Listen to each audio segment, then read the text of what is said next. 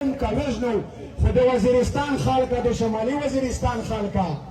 تاریخ تو څه کله معاف نه کو او زه به دا شاعرون سندرغوړي ته یایا چې دا مه یایه چې وزیرستان د پښتنو وطن دی داسې ووایه چې وزیرستان د بنانګې خلکو وطن دی ځکه چې شل ورځې شي چې دوی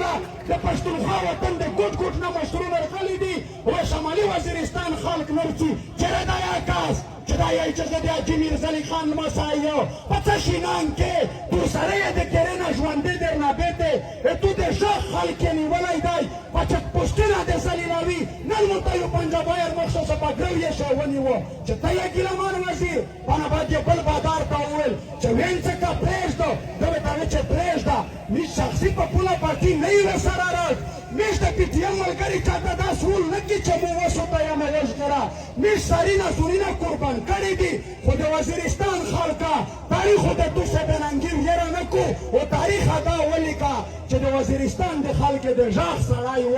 سرلشکر یې و د کوم وطن در چلولی سړی یې و خو د شمالي وزیرستان خپل ولس پې ننګه و په کوم په وطن یې ننګ نه کړ همیش تاریخ ته مخونه پې سپین دي